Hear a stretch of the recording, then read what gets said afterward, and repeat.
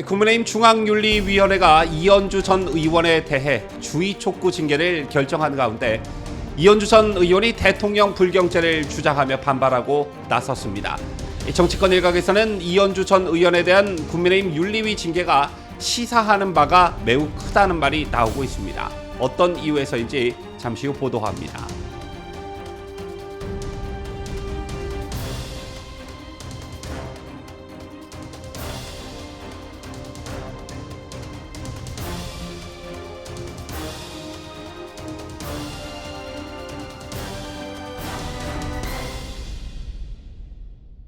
시청자 여러분 안녕하십니까? 뉴스데일리 베스트 민앵커입니다. 최근 이현주 의원의 언행을 지켜보면서 아마 많은 분들이 저거 해도 너무한다, 도를 넘는 거 아니냐 이런 생각 가지셨던 분들 많으실 겁니다. 라디오 방송 등에 나와 이 전 의원이 하는 발언들 또는 기사들을 가만히 보면 이준석, 유승민 못지않다 이런 느낌들을 갖기 충분했기 때문입니다. 자, 결국 이현주 전 의원이 국민의힘 윤리위로부터 징계를 받았다는 소식이 있었습니다. 자, 이에 이 전 의원이 강하게 반발하면서 논란이 되고 있는 것인데요. 자, 먼저 국민의힘 윤리위 입장을 살펴보도록 하겠습니다. 국민의힘 중앙윤리위원회는 어제 오후 제10차 중앙윤리위원회 회의에서 부산 남구의 당협위원장을 맡고 있는 이현주 전 의원에게 주의 촉구 징계를 결정했다고 밝혔습니다. 자, 그러면서 그 이유에 대해 설명했는데 중앙윤리위원회는 이현주 당협위원장이 언론 매체에서 반복했던 언행들에 대해 윤리위원회 제20조 징계 사유에 해당하는 것으로 판단하고 윤리위 규칙 제23조 제2항에 의거해 이러한 결정을 내렸다고 설명했습니다. 자, 윤리위 규정 20조의 징계 사유는 당에 극히 유해한 행위를 했을 때, 당원 당규를 위반해 당의 발전에 지장을 초래하거나 그에 따라 민심을 이탈하게 했을 때, 정당한 이유 없이 당원으로서 의무를 이행하지 않거나 당의 위신을 훼손했을 때 등입니다. 자, 이런 윤리위 규정을 들면서 윤리위는 이현주 전 의원의 세 가지 발언을 구체적으로 문제 삼았습니다. 윤리위는 이현주 당원이 주의 촉구 징계를 받게 된 구체적 발언에 대해 각각 이렇게 계속 가면 총선은 거의 폭망, 대통령에게 줄 잘 서고 잘 보이면 장관 된다는 메시지, 후쿠시마 오염수 논란과 관련해 국민들 대다수가 반대하는데 대통령이 국민들 의사를 배신했다 등을 지적했습니다. 이런 이현주 전 의원의 발언이 왜 문제가 있는지 잠시 후 말씀드리기로 하고, 이 같은 윤리위 결정에 이현주 전 의원이 강하게 반발하고 나섰습니다.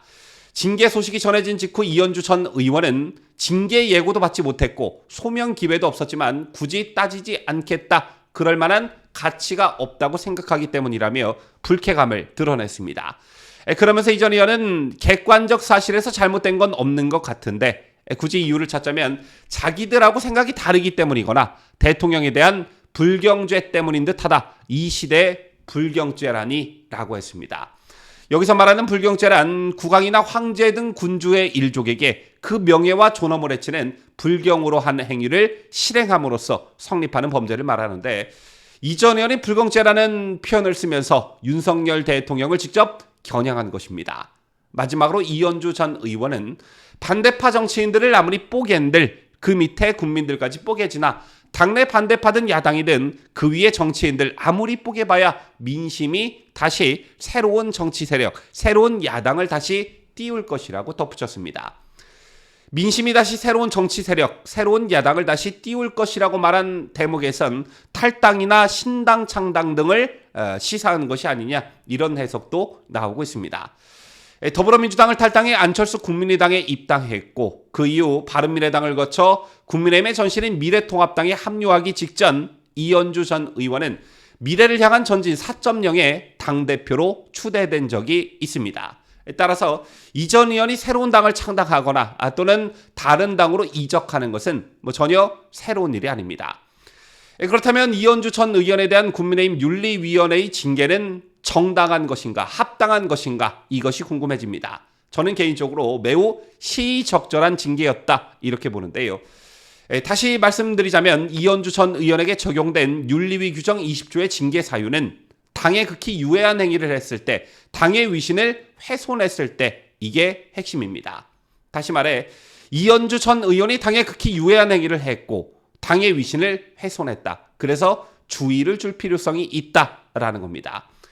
국민의힘 윤리위가 제시한 이현주 전 의원의 3가지 문제의 발언 말고도 여러분께서 직접 포털 사이트나 검색 사이트에 이현주라는 이름을 쳐보시면 이 전 의원이 그동안 어떤 발언들을 해왔는지 직접 확인할 수가 있습니다.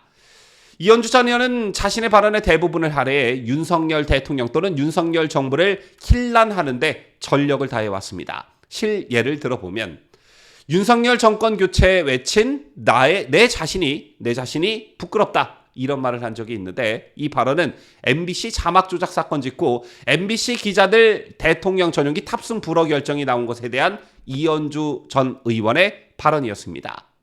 또한 윤석열 대통령이 사교육 카르텔 문제를 꺼내들자 이 전 의원은 지난 정권 내로남불에 질렸는데 즉 문재인 정권의 내로남불에 질렸는데 이번 정권은 더하다며 보수나 자유의 뜻도 모르면서 당원과 지지자들을 속이지 말라. 그 전에 주변부터 돌아보라. 이렇게 훈수를 두기도 했습니다.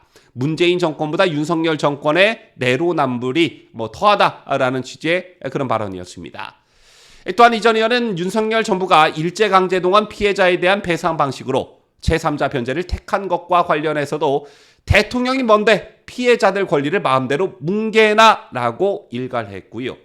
최상병 사망 사건과 관련해서도 이 전 의원은 이 나라의 주인은 국민인가 아니면 정부나 군 수뇌부인가 어디서 주권자를 능멸하려고 하나라고 말했습니다. 그런가 하면 세계사의 변화에 제대로 준비하지 못해 국권을 상실하고 고통받았던 과거를 되돌아봐야 한다는 윤 대통령의 3.1절 기념사 발언을 두고 이 전 의원은 이게 국가 원수가 할 말이냐 이렇게 일갈하기도 했습니다. 그리고 최근엔 더불어민주당의 후쿠시마 괴담 공세에 맞서 정부와 여당이 수산물 판매 촉진 캠페인 등 다각적인 노력을 기울이고 있는 상황에서 이현주는 후쿠시마 오염수 초당적 국민대책위원회를 출범시키고 윤석열 대통령을 또는 윤석열 정부를 맹비난했습니다. 자, 지금까지 이현주 전 의원이 어떤 행동을 보여왔고 어떤 발언들을 해왔는지 대략적으로 살펴본 게 이 정도입니다. 윤석열 정부 취임 후 지금까지 이현주 전 의원이 어떤 스탠스로 어떤 발언들을 해왔는지 살펴본 결과 더불어민주당이 윤 대통령을 공격하는 그것과 별반 차이가 없었으며 그 횟수도 굉장히 빈번했다는 것을 쉽게 알 수 있었습니다. 따라서 이대로 가만히 내버려둬서는 안 된다는 위기의식이 있었던 것이고 이를 윤리위라는 당의 공식기구를 통해 합당한 근거를 가지고 주의 촉구라는 매우 낮은 수위의 징계를 결정하게 된 것입니다. 따라서 저는 매우 시의적절한 징계였다 이렇게 보는 것이고요. 이현주보다 더 심한 발언을 매우 빈번하게 내뱉고 있는 유승민은 왜 가만히 내버려 두는지 이게 참 궁금해집니다. 지금까지 저는 자유대한민국을 수호하는 뉴스데일리 베스트 민앵커였습니다.